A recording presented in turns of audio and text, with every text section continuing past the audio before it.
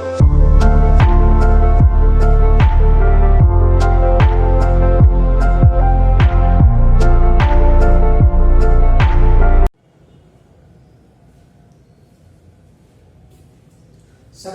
જય શ્રી કૃષ્ણ. કેમ છો બધા? મજામાં? મજામાં જશો ને? જન્માષ્ટમી પછી આપણે ફરીથી એક વખત વિડિયો લેક્ચરની અંદર મળ્યા છીએ. તો Shri Saraswati group of education વતી હું જગદીશ દવે આપ સર્વેનું આ વિડિયો લેક્ચરની અંદર સ્વાગત કરું છું. હવે જોઈએ સંસ્કૃત કક્ષા 8 એટલે કે ધોરણ 8 ચેપ્ટર નંબર 2 આત્મશ્રદ્ધાયાઃ પ્રભાવઃ. ચેપ્ટર નંબર 2 આત્મશ્રદ્ધાયાઃ પ્રભાવઃ. એનો ગુજરાતી એવું થાય કે આત્મશ્રદ્ધાનો પ્રભાવ. ગુજરાતી એવું થાય આત્મશ્રદ્ધાનો પ્રભાવ. આત્મશ્રદ્ધા એટલે શું? તો કે આત્મવિશ્વાસ, આત્મબળ. આપણે પહેલું ચેપ્ટર ભણી ગયા વંદના, એની અંદર માં સરસ્વતીની સરસ મજાની સ્તુતિ કરી.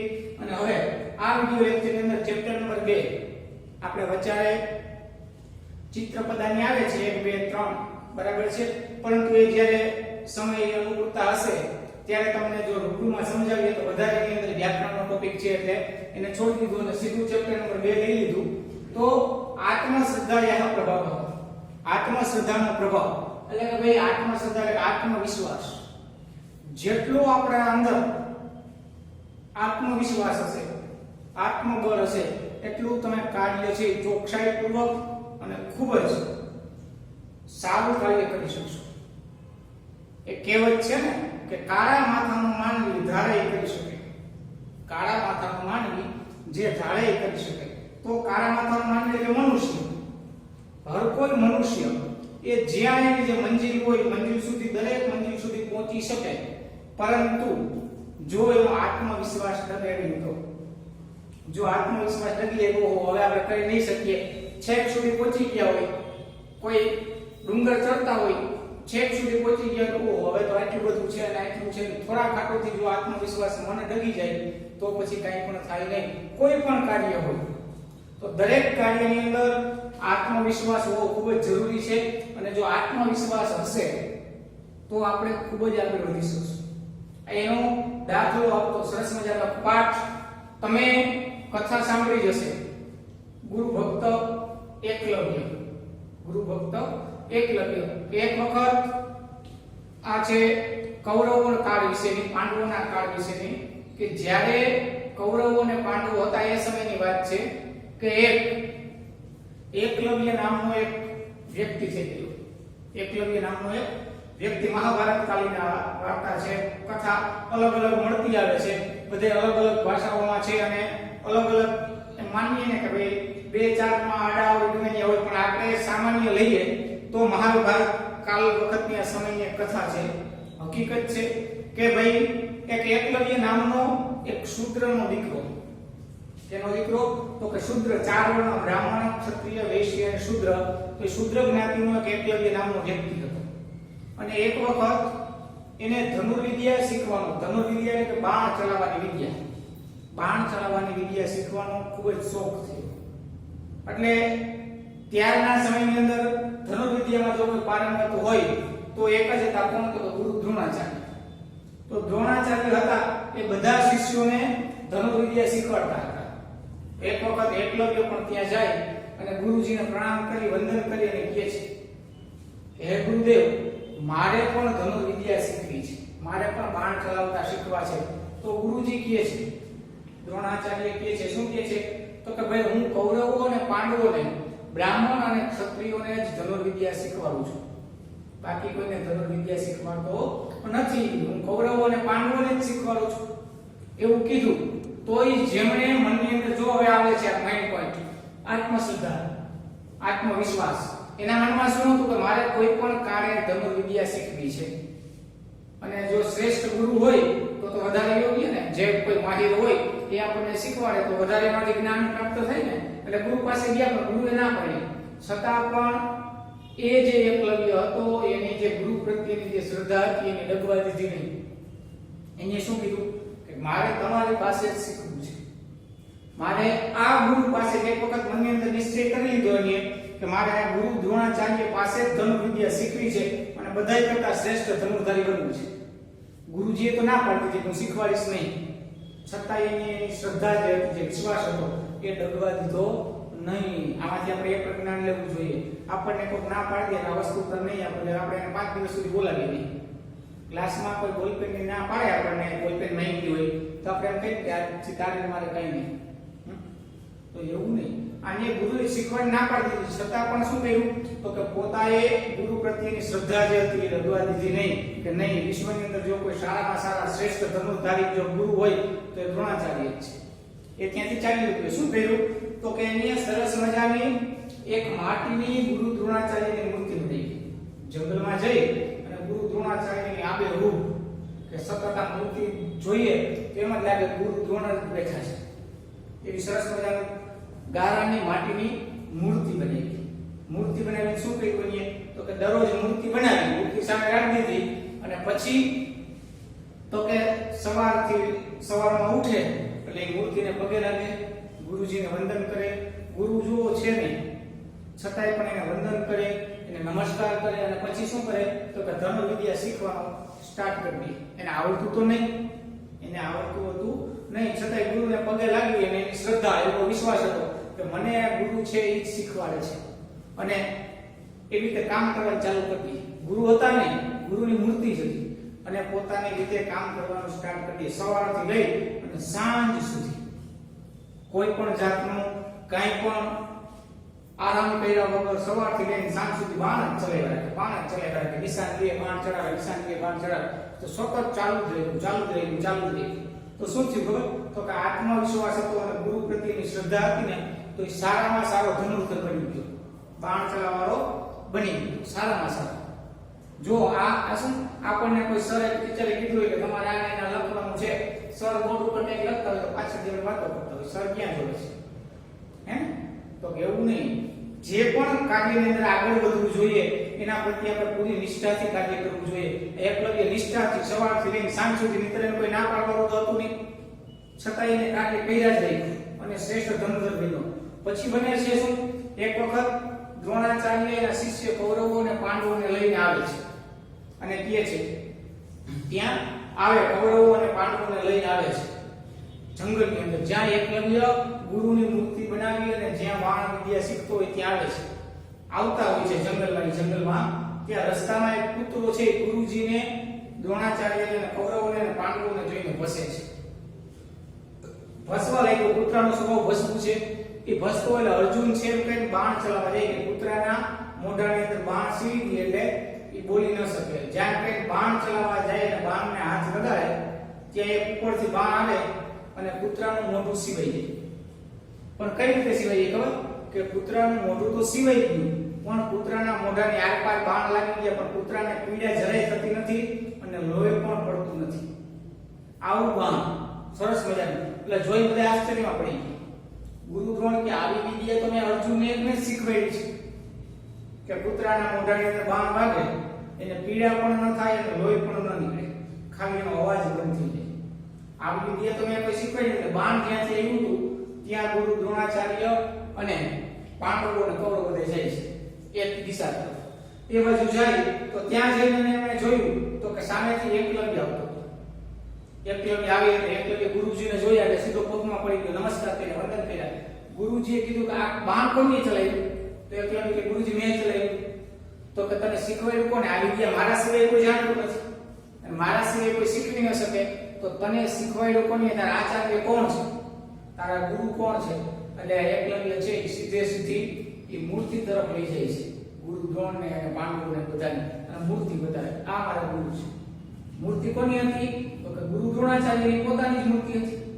ગુરુ દ્રોણાચાર્ય જોઈને આશ્ચર્યચકિત થઈ ગયા. ઓ આટલો બધો આત્મશ્રદ્ધા, આટલો બધો આત્મપ્રભાવ, એ જોઈને ખૂબ જ રાજી થયા. અને પછી આ પાઠમાંથી આપણને ગુરુ ટૂંકમાં એવો બોધ મળે છે કે ભાઈ એકલવ્ય જે રીતે ગુરુએ ના પાડી છતાં ગુરુ પ્રત્યેની શ્રદ્ધા, વિશ્વાસ અને ખૂબ જ લગનથી, મહેનતથી કામ કર્યું તો એ સૌથી શ્રેષ્ઠ ધનુર્ધર બની ગયો. તો એમાં એક વાક્ય આવે, સ્વયં જ્યોતિ શિવમ પ્રાજ્ઞ, એટલે કે આપણી બુદ્ધિ, આપણો પ્રકાશ, આપણે આપણા પોતે જ પ્રકાશ છીએ. આપણને બધા મહેનત કરાવશે, આપણા પેરેન્ટ્સ, આપણા શિક્ષકો, આપણને બધાય પાછળ કેસે ખરા, તમને મહેનત કરાવશે, પણ પછી કેટલું કરવું શું ન કરવું એ કોણ છે? તો કે સ્વયં જ્યોતિ. આપણે અંદર કેટલું રેડવું, આપણે કેટલું ઉતારવું તો આપણે હાથની વાત છે ને. અહીંયા તમે એટલું ભણાવીએ, આયા કરી નાખીએ, બહાર જઈને પૂરું તો કઈ નકામું છે? એટલે કે સ્વયં જ્યોતિ, આપણે ખુદ જ આપણો પ્રકાશ થવો જોઈએ. સ્વયં પ્રજ્ઞ, આપણે જ આપણી બુદ્ધિને વિકસિત કરવી જોઈએ, તો આપણે પણ એકલવ્ય જેવા શ્રેષ્ઠ ધનુર્ધર બની શકીએ. આમાંથી આપણે બોધ લેવાનો છે. અને પછી આગળની કથા પણ એવી છે કે ભાઈ પછી શ્રેષ્ઠ ધનુર્ધર બની ગયો તો ગુરુ દ્રોણ તો અર્જુનને ધનુર્ધર બનાવવા માંગતા હતા. પછી ગુરુ દ્રોણ એને પ્રશ્ન કરે, ખરેખર તારો સાચો ગુરુ કોણ છે? તો ગુરુજી તમે જ છો. તો કે મેં તો શીખવાડ્યું નથી. તો કે હું તમારી મૂર્તિની સામે બધું શીખો છું, તમે જ મારા. તો હું તારો ગુરુ. તો હા, તો તારા મને ગુરુ દક્ષિણા આપવી પડે, તો હા માંગો. એટલે કહે છે કે તો તારા જમણા હાથનો અંગૂઠો મને આપી દે. શું કહે છે? જમણા હાથનો અંગૂઠો મને આપી દે. એટલે એકલવ્ય છે સીધે સીધો જમણા હાથનો અંગૂઠો એનો ગુરુ દક્ષિણા આપી દે. શું કામે? તો કે ગુરુ દ્રોણ છે અર્જુનને શ્રેષ્ઠ બાણાધારી બનાવવા માંગતા હતા. તો આપણને તે ગુરુએ ભેદ રાખ્યો ને. શિષ્ય બને શિષ્ય, નકર ગુરુ માટે તો બધા શિષ્ય સારા જોવા જોઈએ. ભેદ નથી રાખ્યો. આ કથા દ્વારા આપણને એવું જાણવા મળે કે જેનું જે કાર્ય છે એ જ કરે તો જ સારું લાગે.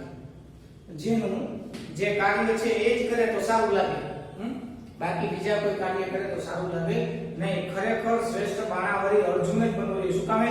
તો કે ક્ષત્રિય હતો, ક્ષત્રિયનો દીકરો હતો અને એને બાણના ઉપયોગ કરતા આવડવો જોઈએ. શું કામે? તો કે એને પ્રજાનું રક્ષણ કરવાનું.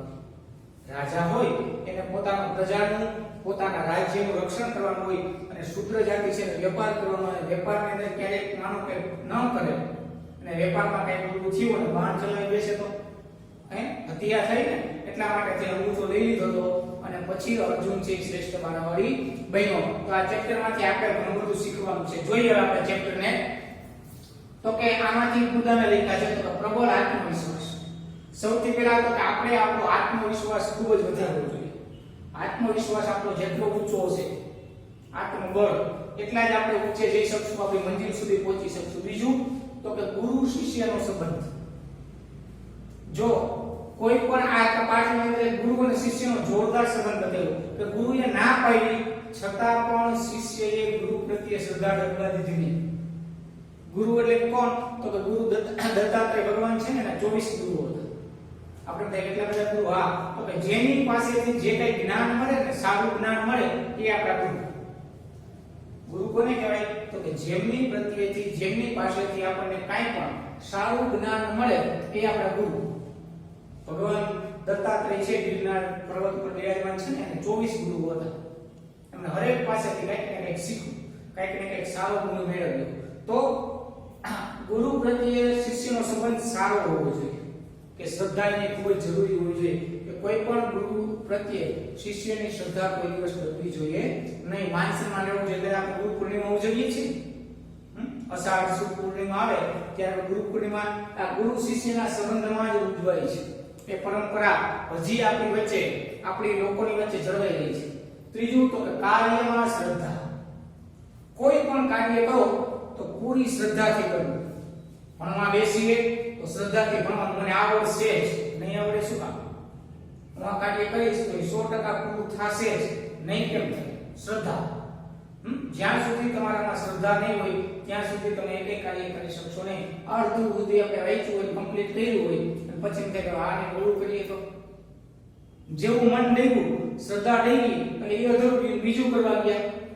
એ અધૂરું કર્યું, વળી કોક આવીને કીધું આપણને આને ઓળું કરીએ તો ચાલો એ કરીએ. વળી પાછું આ બીજું અધૂરું મૂક્યું.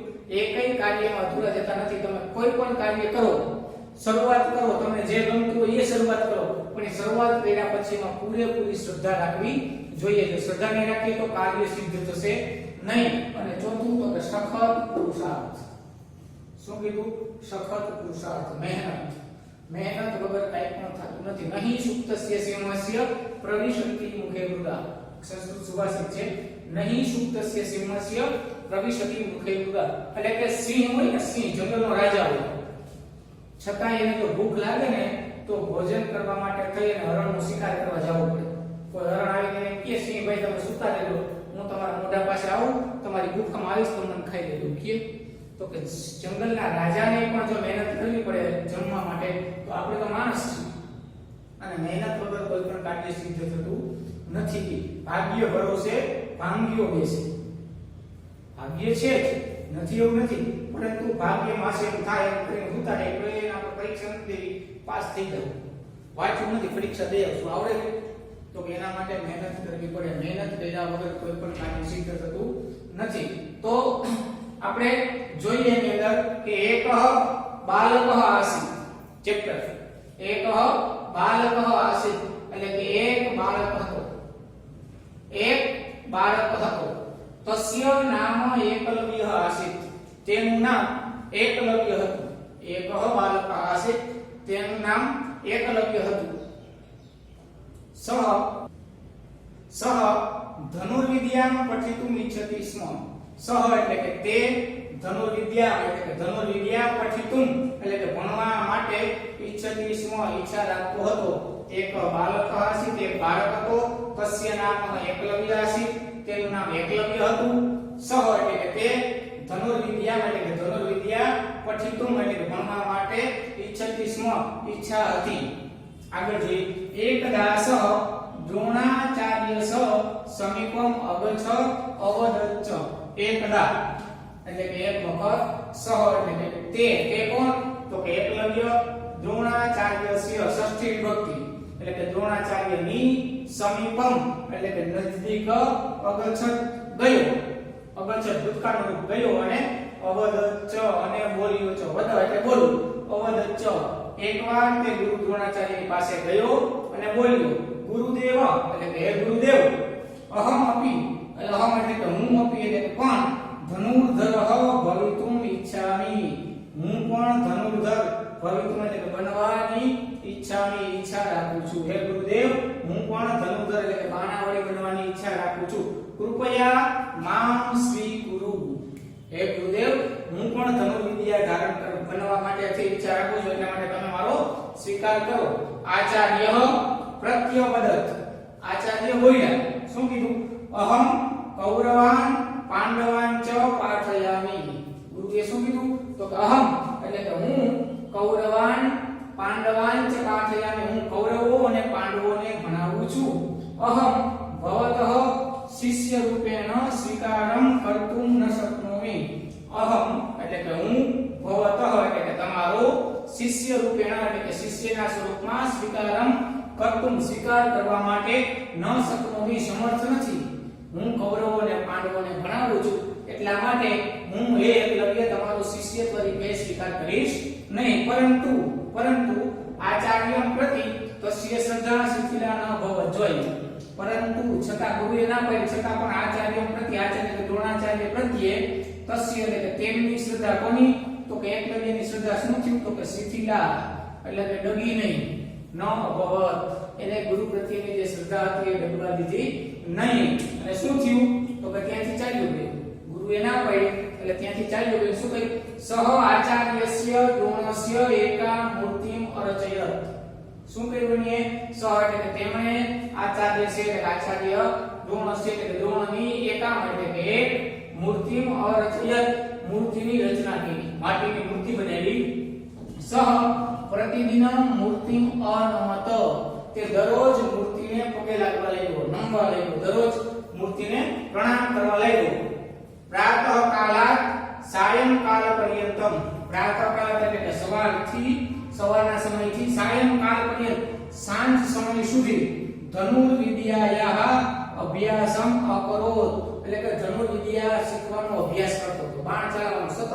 ક્યાં સુધી? સવારથી લઈને સાંજ સુધી એ બાણ ચલાવવાનો અભ્યાસ કરતો હતો. શનૈ એટલે કે ધીમે ધીમે, સહ એટલે કે તે કોણ તો કે એકલવ્ય. શનૈ એટલે કે ધીમે ધીમે તે એકલવ્ય, કુશલ એટલે કે કુશળ, ધનુર્ધર ભવત ખૂબ જ સરસ મજાનો સારો એવો ધનુર્ધર બની ગયો. ધીમે ધીમે તે સરસ મજાનો ધનુર્ધર બની ગયો. સમજાણું? તો હવે આજના દિવસે હોમવર્કની અંદર આ ક્યાંક અહીં સુધીનું આવી રીતે લખવાનું. એક બાળક આસી, પછી એનું નીચે ગુજરાતી, બરાબર છે? એક બાળક હતો, તસ્ય નામ એકલવ્ય આસી, પછી નીચે ગુજરાતી, તેનું નામ એકલવ્ય હતું. એ રીતે આખો પાઠ આપણે સરસ મજાની રીતે એક સંસ્કૃતનું વાક્ય નીચે ગુજરાતીનું વાક્ય એ રીતે ટ્રાન્સલેશન કરી અને લખી લઈશું. ચાલો સર્વેભ્યઃ જય શ્રી કૃષ્ણ.